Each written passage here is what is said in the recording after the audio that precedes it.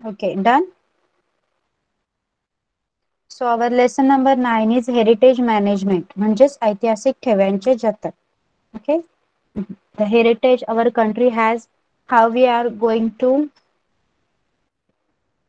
manage this, how to manage them, that we have to learn. So the points to be covered in this lesson is sources of history, their conservation and preservation, इतिहासाची साधने हे तुम्ही I think we are learning the sources of history from the 6th standard, right? Some famous museums, काही नावाजलेली संग्रहालय, libraries and archives, ग्रंथालय आणि अभिलेखागार, त्यानंतर encyclopedias, कोशवाङ्मय. चला, the sources of history and all the history books that are available today are the result of the diligent work of several historians. आज आपण आपल्याकडे इतिहासाची जी काही साधने उपलब्ध आहेत आणि जे काही पुस्तकं आहेत ते म्हणजे आपल्या अगोदरचे इतिहासकार होऊन गेले आहेत त्यांच्या अथक परिश्रमांचं फळ. Institutes like libraries, museums and archives conserve and preserve this precious historical heritage. They choose important specimens from the heritage collection and exhibit them. They also publish research journals, informative pamphlets, leaflets, posters, etc. मग यामधून जे काही जास्त important मानलं जातं, जे जास्त मौल्यवान असतं, अशा ऐतिहासिक ठेव्यांचं जतन केलं जातं, संवर्धन केलं जातं. मग त्यामध्ये काही ग्रंथ असतात, पुरावस्तू प्रदर्शित असे काही पुरावस्तू असतात ज्यांना प्रदर्शित केलं जातं, त्यांचं एक्झिबिशन भरवलं जातं आणि हे काम कोण करतं? संग्रहालय आणि ग्रंथालय करतात.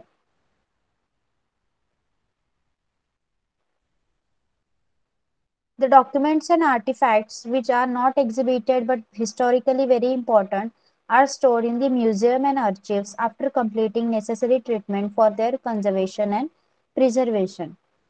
जे दस्तावेज आणि जे आर्टिफॅक्ट म्हणजे पुरावस्तू प्रदर्शित केल्या जात नाहीत, ज्यांचं एक्झिबिशन भरवलं जात नाहीत, पण ते हिस्टॉरिकली खूप इम्पॉर्टंट असतात, ऐतिहासिक दृष्ट्या महत्वाचे असतात, त्यांना कुठे स्टोअर केलं जातं? म्युझियम मध्ये आणि आर्चिव्स म्हणजेच संग्रहालयामध्ये आणि अभिलेखागारांमध्ये जतन केलं जातं. आणि जेव्हा हे रिसर्चर्सला, संशोधकांना हे डॉक्युमेंट्स पाहिजे असतात तेव्हा ते त्यांना उपलब्ध करून दिले जातात. आणि हे सगळं करण्याचं काम कोण करतं? Libraries conserve, preserve and manage the books. हे सगळे ग्रंथालय या ग्रंथांचं जतन आणि व्यवस्थापन करत असतात. So our first point is sources of history, their conservation and preservation. म्हणजे इतिहासाची साधने आणि त्यांना कसं त्यांचं जतन कसं केलं गेलं आहे ते आपण पाहणार आहोत. Each step like collecting the sources of history, creating their records and indexes, exhibiting manuscripts, old books and artifacts after completing necessary treatments require very careful handling and management. It needs people with specific skills. Only trained persons who are duly qualified can take up this task. बघा, इतिहासाची साधनं मिळवणे, त्यांना त्यांची नोंद करणे, त्यांचे indexes बनवणे, त्यानंतर जे मॅन्युस्क्रिप्ट्स आहेत, जुने ग्रंथ आहेत, त्यानंतर जे आर्टिफॅक्ट्स आहेत त्यांची साफसफाई करणे, त्यांचं एक्झिबिशन भरवणे, या गोष्टी अत्यंत काळजीपूर्वक करायला लागतात. आणि त्या कामांसाठी वेगवेगळ्या विषयांमधील प्रशिक्षणाची देखील आवश्यकता असते.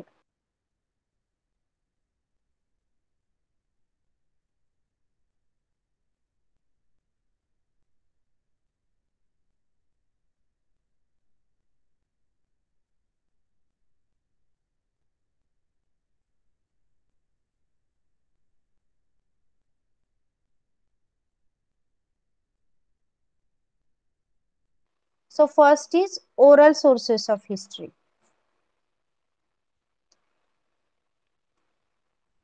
त्याची इन्फॉर्मेशन ओरली अवेलेबल असते, म्हणजेच मौखिक साधने. Collecting and compiling of folk song and folk tales etcetera. यामध्ये लोकगीते आणि कहाण्या या एकत्र करणे, यांचं संकलन करणे.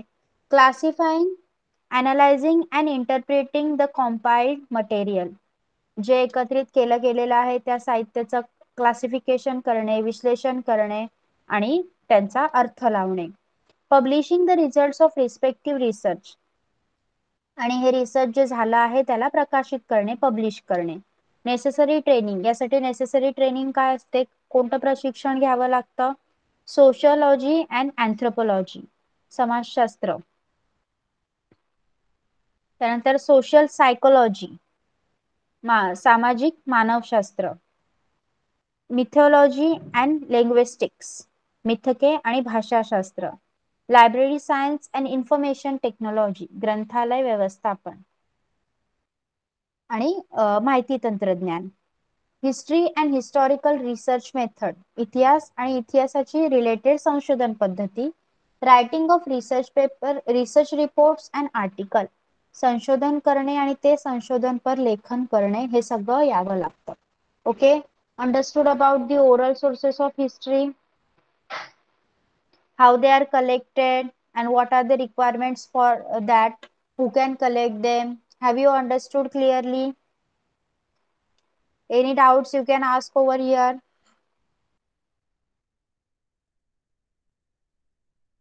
Yes, clear. Okay, now the second one, written sources of history म्हणजे लिखित साधने. Collecting coins and copper plates with inscriptions on them, documents like official records, personal correspondence and diaries, historical books, old books, manuscripts, pictures, photographs, etc. मग return sources मध्ये काय काय collect केलं जातं, copper plate, ताम्रपट, त्यानंतर कॉइन्स, नाणी, आणि त्याच्यावर लिहिले गेलेले इन्स्क्रिप्शन्स, ऑफिशियल रेकॉर्ड म्हणजेच काही दरबारी दप्तरे, त्यानंतर पर्सनल करस्पॉन्डन्स, खाजगी पत्रे, त्यानंतर हिस्टॉरिकल बुक्स, काही ऐतिहासिक ग्रंथ, ओल्ड बुक्स, जुने काही हस्तलिखिते, जुने ग्रंथ, पिक्चर, फोटोग्राफ, छायाचित्रे, चित्रे, या सगळ्यांना एकत्रित केलं जातं. Completing necessary mechanical and chemical processes of cleaning for the conservation and preservation of collected documents. हे जे दस्तावेज कलेक्ट केले आहेत त्यांना साठवण्यासाठी आवश्यक असणारी सफाई करणे आणि त्याच्यासाठी जर काही केमिकल क्लिनिंग लागत असेल, रासायनिक प्रक्रिया करावी लागत असेल तर ती करणे. ascertaining the historical value of collecting document, हे दस्तावेज खरंच ऐतिहासिक आहे का हे ठरवणे. एक्झिबिटिंग सिलेक्टेड डॉक्युमेंट, जे सिलेक्टेड डॉक्युमेंट आहे, जे सिलेक्टेड दस्तावेज आहे त्यांचं एक्झिबिशन भरवणे, प्रदर्शन करणे. Publishing edited documents and research reports, संपादित साहित्य आणि संशोधनाचा निष्कर्ष काढून त्यांना प्रकाशित करणे. मग यासाठी कोणती ट्रेनिंग नेसेसरी आहे पहा. Knowledge of scripts like Brahmi, Modi, Persian and their development, Brahmi, Modi आणि पर्शियन यांसारख्या भाषांचं ज्ञान असायला हवं आणि त्यांचं डेव्हलपमेंट कसं झालं, त्याच्यात विकास कसा होत गेला हे सुद्धा कळायला हवं. त्यावरूनच आपण हे सगळे जे कॉइन्स आहेत, बुक्स आहेत, हिस्टॉरिकल डायरीज आहेत, कोणाचे लेटर्स आहेत, इन्स्क्रिप्शन्स आहेत, ते जर या भाषा अवगत असतील तरच ते वाचता येऊ शकतं. Basic knowledge of social organisation and traditions, literature and culture, dynasties, administrative system etcetera, past society, इतिहास काळात असणारी समाज रचना, त्यांच्या परंपरा, साहित्य, संस्कृती, राजसत्ता कोणकोणत्या होत्या, शासन व्यवस्था कशी होती, याचं थोडंसं तरी बेसिक नॉलेज म्हणजे प्राथमिक ज्ञान असायला हवंच. Knowledge of various schools and styles of painting and sculptural art or history of their development, वेगवेगळ्या चित्रशैली, शिल्पकला शैली यांचं सुद्धा ज्ञान असायला हवं आणि त्यामध्ये कशा प्रकारे इम्प्रूव्हमेंट होत गेली ते पण आपल्याला माहिती असायला हवं. if you want to study like this. Okay, knowledge of types of paper, ink and colors, कागद कोणत्या प्रकारचा आहे, शाई आणि रंग कोणते वापरले आहेत, हे सुद्धा या इतिहासकारांना माहिती हवं ज्यांना हे रिटर्न सोर्सेस ऑफ हिस्ट्री अभ्यासायचे आहेत. Fifth is knowledge of properties of various stones and metals use for inscriptions. आता इन्स्क्रिप्शन, कोरीव लेख जर आपल्याला अभ्यासायचं असेल तर त्यासाठी वापरलेला दगड कोणता आहे, की कोणता धातू आहे, कोणता मेटल आहे, आणि त्यांची सगळी माहिती असायला हवी. Knowledge of the equipment and chemical used in various processes of cleaning, conservation and preservation. जे दस्तावेज आपण मिळवलेले आहेत त्याची सफाई आणि संवर्धन करण्यासाठी कोणत्या केमिकल प्रोसेसेस वापरल्या आहेत आणि त्यासाठी कोणते केमिकल्स यूज केले जातात हे याचं सुद्धा ज्ञान असायला हवं. Knowledge of various approaches of managing exhibitions in museums, galleries and information technology. Okay, exhibition कशा प्रकारे भरवलं जावं, संग्रहालयातील दालनांमध्ये प्रदर्शन कशा प्रकारे करण्यात यावं, त्याचं व्यवस्थापन कसं व्हायला हवं आणि माहिती तंत्रज्ञान याचं सुद्धा ज्ञान असायला हवं.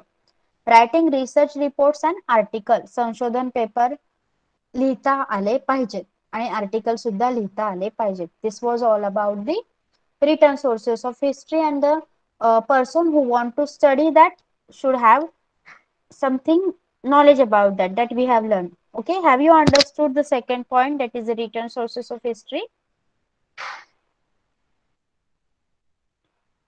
Yes. Okay.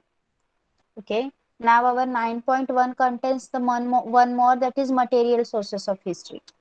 Collecting artifacts, classifying them according to their historical date and type, and preparing indexes. बघा, पुरातत्व वस्तूंचे संकलन करणे, त्यांच्या कोणत्या पिरियड मधल्या त्या आहेत ते अभ्यासणे, कोणत्या कालखंडातल्या आहेत आणि त्यानुसार त्यांचं क्लासिफिकेशन करणे आणि इंडेक्स तयार करणे. नेक्स्ट आहे completing necessary mechanical and chemical processes of cleaning for the conservation and preservation of collected document. जे डॉक्युमेंट तुम्ही कलेक्ट केले आहेत त्याच्यावर रासायनिक प्रक्रिया करणे आणि त्याची सफाई करणे. Arranging exhibitions of selected artifact of their replicas. बघा, निवडक पुरावस्तू आणि त्यांच्या प्रतिकृती देखील एक्झिबिशन मध्ये प्रदर्शित केल्या जातात. Writing and publishing research article about collected artifacts. ज्या वस्तू तुम्ही कलेक्ट केल्या आहेत त्यांच्याबद्दल काही लेखन करणे आणि ते प्रसिद्ध करणे. Classifying fossils of plants and animals and preparing indexes. वनस्पती आणि प्राणी यांचे अवशेष गोळा करणे आणि त्यांचं वर्गीकरण करणे आणि त्यांची सुद्धा इंडेक्स तयार करणे. Exhibiting selected fossils or their replicas. जीवाश्म काही जे सिलेक्टेड फॉसिल्स आहेत, निवडक जीवाश्म आहेत ते किंवा त्यांच्या रेप्लिका, त्यांच्या प्रतिकृती यांना एक्झिबिट करणे, यांचं प्रदर्शन करणे. What is the necessary training for this? उपयुक्त प्रशिक्षण काय आहे याच्यासाठी? Basic knowledge of archaeological method and theory, history of ancient civilization. पुरातत्वीय अभ्यास पद्धती, सिद्धांत आणि प्राचीन संस्कृती यांचा परिचय त्या व्यक्तीला असायला हवा. Knowledge of the regional sources of materials like stones, minerals, metals and clay used in the production of artifacts and their chemical properties. पुरावस्तू बनवण्यासाठी वापरलेला दगड, खनिज, धातू, चिकणमाती हे कुठून मिळाले असावेत, त्याच्यामधलं त्याच्या केमिकल प्रॉपर्टीज काय असाव्यात, त्याच्या रासायनिक गुणधर्म काय असावेत, याचं सगळ्याचं ज्ञान असायला हवं. Knowledge of equipment and chemical necessary for the cleaning of artifacts and their chemical processes.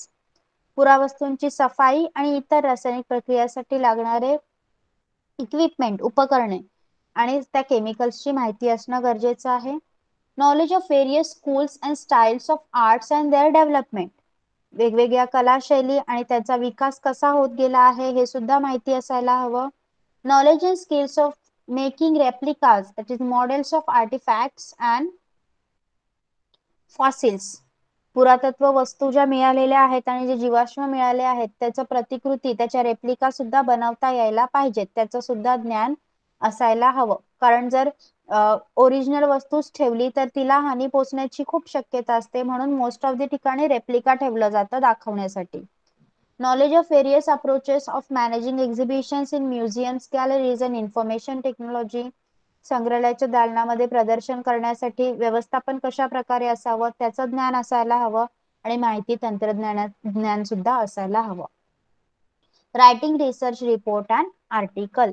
जी वस्तू मिळालेली आहे तिच्यावर रिसर्च रिपोर्ट आणि आर्टिकल लिहिणं सुद्धा त्या व्यक्तीला येणं गरजेचं आहे. And here we have completed our 9.1, that is sources of history. Have you clearly understood till here? Let me know. Have you clearly understood till here? Yes? Okay. We are going to continue till 8:30 or 8:35 only, okay? The rest of the part of the lesson will continue in the next lecture. So today we are going to continue till 8:30 or 8:35. So next is 9.2, some famous museums. काही नावाजलेले काही संग्रहालय, okay? See, in the world, museums were created to organize and manage the antiquities collected by members of royal and elite families of medieval Europe. बघा, medieval Europe, मध्ययुगीन Europe. मध्ययुगात युरोपमध्ये जी राजघराणी व्यक्ती होत्या, यांनी काही संग्रहित केलेल्या कला वस्तू होत्या आणि त्यांनी त्या एकदम नीट व्यवस्थितपणे साठवून ठेवल्या होत्या आणि त्यांच्या व्यवस्थापनाची त्यांना गरज सुद्धा वाटत होती. या गरजेतूनच म्युझियम तयार झाले, संग्रहालयाची कल्पना निर्माण झाली. So first is Louvre museum, France. The Louvre Museum in Paris was established in the 18th century CE. Antiquities collected by members of the royal family were exhibited in the Louvre Museum. बघा, Paris शहरामध्ये 18व्या शतकात या लोव्र या संग्रहालयाची स्थापना करण्यात आली. French राजघराण्यातील व्यक्तींनी काही जमा केलेल्या कला वस्तू होत्या, त्या इथे पहिल्यांदा त्यांचं एक्झिबिशन करण्यात आलं. It included the much acclaimed painting of Mona Lisa by Leonardo da Vinci, the world renowned artist. मग जगप्रसिद्ध असा लिओनार्डो द विन्सी याने रेखाटलेल्या मोनालिसा या बहुचित्रित चित्राचा इथे समावेश करण्यात आला. He worked under the patronage of Francis I, the King of France in the 16th century. मग हा जो लिओनार्डो द विन्सी हा जो आर्टिस्ट होता, कलाकार होता, चित्रकार होता, याने 16व्या शतकात जो फ्रान्सचा राजा होता, पहिला फ्रान्सिस, याच्या दरबारात तो कार्यरत होता.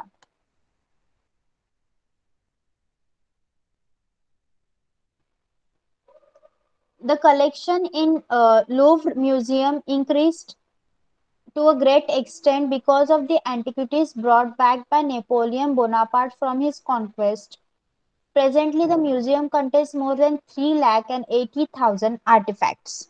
बघा, मग नंतर नेपोलियन बोनापार्टने ज्या स्वाऱ्या केल्या, त्या स्वाऱ्यांदरम्यान त्याने काही गोष्टी मायदेशी आणल्या आणि त्या गोष्टी, त्या कलावस्तूंमुळे या लूव्र संग्रहालयातील संग्रह वाढतच गेला. आता या संग्रहालयात 3,80,000हून अधिक कलावस्तू पाहायला मिळतात. Okay, understood about the Louvre museum at France? Yes. What you have to remember over there? सगळ्यात इम्पॉर्टंट म्हणजे तिथे मोनालिसाचं पेंटिंग आहे, जे कोणी ड्रॉ केलं होतं, कोणी काढलेलं आहे? लिओनार्दो द विन्सी याने काढलेलं आहे. आणि अजून कोणते आर्टिफॅक्ट्स आहेत? नेपोलियन बोनापार्टने ज्या स्वाऱ्या केल्या तिथून त्याने जे आर्टिफॅक्ट्स आणलेले ते सुद्धा या संग्रहालयात आहे. आणि अजून one important thing, 3,80,000, more than 3,80,000 artifacts are present over there till now. Okay, next, British Museum, England. England येथील British museum. The British Museum in London was established in the 18th century CE. Sir Hans Sloane, a natural scientist, handed over about 71,000 objects in his collection to the King of England, George II. बघा, London शहरात या British संग्रहालयाची स्थापना 18व्या शतकात झाली. Sir hence Sloane हा निसर्गशास्त्रज्ञ होता. त्याने त्याच्या संग्रहालयातील 71,000 71,000 वस्तू इंग्लंडचा राजा दुसरा जॉर्ज याला दिल्या. It included several books, pictures, specimens of preserved plants, that is herbarium, etc. मग त्यामध्ये काय काय होतं? काही ग्रंथ होते, चित्र होते आणि वनस्पतींचे नमुने म्हणजे हर्बॅरियम ज्याला म्हटलं जातं ते सुद्धा होते.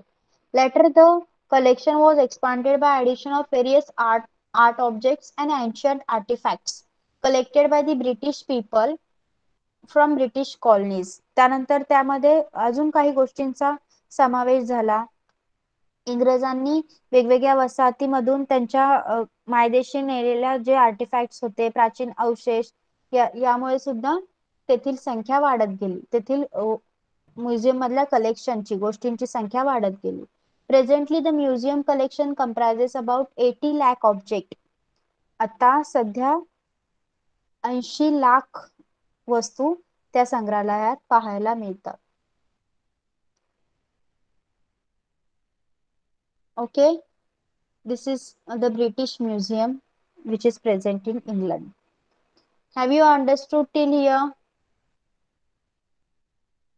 Have you understood till here?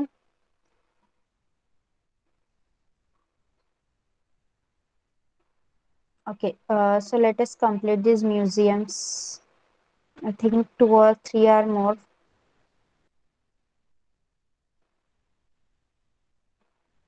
You are able to hear me clearly, right?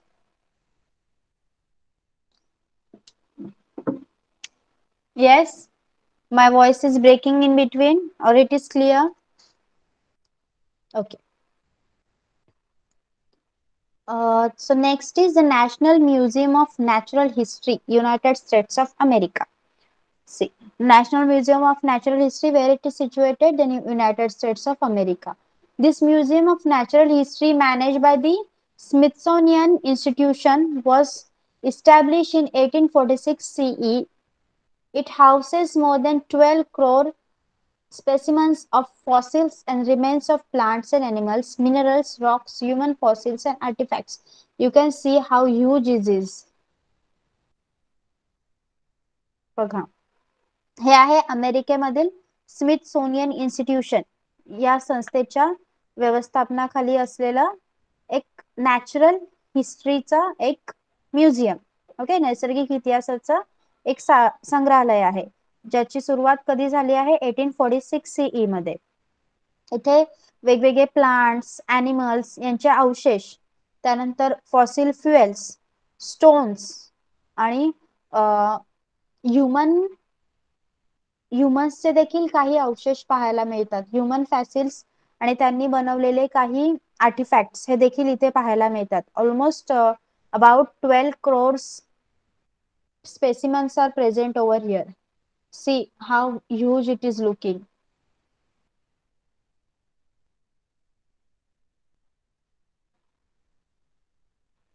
Next is the museums in India. भारतामध्ये असणारी संग्रहालय. The first museum in India, Indian Museum, was established by Asiatic Society of Bengal in Kolkata. Mark करा है. It can be asked for your fill in the blanks. The first museum in India is Indian Museum, and where it was established in Kolkata. By whom? Asiatic Society of Bengal. When? 1814. Okay. 4 types of questions can be asked. कुठे India मधलं पहिलं museum कोणतं आहे? Indian museum. कोणी establish केलं? Asiatic society of बेंगालने. कुठे केलं? कोलकाता येथे. कधी केलं? 1814 CE. Okay, have you mark that 2 to 3 sentences, that 2 to 3 lines? Please mark them. That can be useful for you. If you have a highlighter, use that. Then the second museum in India, Government Museum, was established in Chennai. First museum, Indian Museum, Kolkata. Second museum, Government Museum, Chennai. Okay, first 1814, second 1851. The National Museum was established in Delhi in 1949. Presently, there are several museums in various states of India. बघा, पहिलं कुठे झालं? कोलकाता येथे. दुसरं झालं चेन्नई मध्ये आणि ज्याचं नाव आहे गव्हर्नमेंट म्युझियम, आणि थर्ड झालं दिल्लीमध्ये जे आहे नॅशनल म्युझियम. Okay, next. आतापर्यंत several museums in various states of India, भारताच्या काही राष्ट्रांमध्ये संग्रहालय बांधली गेली आहेत. Usually the big museums have their own archives and libraries. Some museums are affiliated to universities, such as museum also offer courses in museology. See, काही संग्रहालय स्वतःची अभिलेखागारे आणि ग्रंथालय सुद्धा असतात, आणि काही संग्रहालय ही युनिव्हर्सिटीशी, विद्यापीठाशी रिलेटेड असतात, जिथे त्यांना संग्रहालय शास्त्र म्हणजे म्युझिओलॉजी या सब्जेक्टचा अभ्यास शिकवला जातो. Following are some of the well-known institutes and universities which offer degree and diploma courses in museology. If you want to learn museology, संग्रहालय शास्त्र शिकायचं असेल तर आपल्या भारतामध्ये हे काही विद्यापीठ आहेत, ती हा अभ्यासक्रम आपल्याला शिकवायला तयार आहेत, जिथे हा अभ्यासक्रम उपलब्ध आहे. First is national museum Delhi, then Maharaj Sayajirao University, that is in Vadodara. After that, Kolkata University, that is in Kolkata. Then Banaras Hindu University, that is in Varanasi. And Aligarh Muslim University, that is in Aligarh. And Jivaji University, that is in Gwalior. Nothing is there in our Maharashtra. Okay. No university related to this museology is present in our Maharashtra. Delhi, Vadodara, Kolkata, Varanasi, Aligarh and Gwalior. Next is Chhatrapati Shivaji Maharaj Vastu Sangrahalaya. See. In 1904 CE, some influential resident of Mumbai decided to establish a museum on commemorate the visit of Prince of Wales to India. In the month of November 1905 CE, the foundation was laid on the museum building. It was decided that the name of the museum would be Prince of Wales Museum of Western India. It was renamed as Chhatrapati Shivaji Maharaj Vastu Sangrahalaya in 1998 CE. बघा, 1904 मध्ये मुंबईचे काही प्रतिष्ठित नागरिकांनी एकत्र येऊन prince of Wales हा भारत भेटीला येणार होता म्हणून त्याच्या स्मरणार्थ एक संग्रहालय बांधण्याचा निर्णय घेतला. मग 1905 च्या नोव्हेंबर महिन्यात ही इमारत बांधण्यात आली आणि या संग्रहालयाचं नाव prince of Wales museum of western India असं ठरवण्यात आलं. आणि 1998 मध्ये याचं नाव बदलून छत्रपती शिवाजी महाराज वस्तू संग्रहालय असं ठेवण्यात आलं आहे. ओके,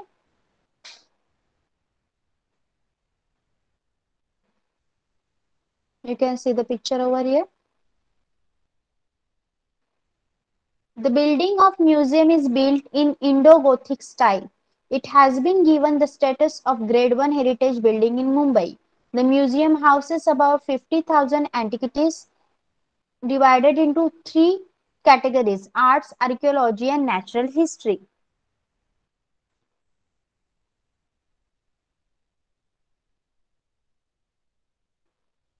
ओके, मग हे संग्रहालय बांधून झाल्यानंतर 1998 मध्ये त्याला छत्रपती शिवाजी महाराज वस्तू संग्रहालय असं नाव देण्यात आलं आणि याची जी बिल्डिंग आहे ती इंडो गोथिक या स्टाईलने, या शैलीमध्ये बांधण्यात आली आहे. आणि मुंबईतील ज्या फर्स्ट ग्रेडच्या बिल्डिंग्स आहेत, पहिल्या प्रतीच्या ज्या इमारती आहेत, त्यामध्ये पहिल्या प्रतीची सांस्कृतिक वारसा जपणारी इमारत असा दर्जा या वस्तू संग्रहालयाला देण्यात आला आहे. या संग्रहालयात आर्ट्स म्हणजेच कला, आर्किओलॉजी म्हणजेच पुरातत्व आणि नॅचरल हिस्ट्री नैसर्गिक इतिहासाचा अभ्यास अशा तीन वर्गात तीन प्रकारच्या क्लासेसमध्ये क्लासिफाय केलेल्या about 50,000 artifacts are there. Okay, जवळजवळ 50,000 वस्तू तिथे संग्रहित केलेल्या आहेत. Okay, have you got till here? 9.1 and 9.2 we have completed. Yes, 2 points are left. 9.3 and 9.5 that we'll be doing in the next lecture. You all are okay with this? Yes. Okay. Okay. So we are going to stop over here for today. Anyone has any doubts? Any doubt you can freely ask if you have any. Okay. Clearly understood everything. Everything is clearly understood. Okay. Okay. So you can leave. Bye bye.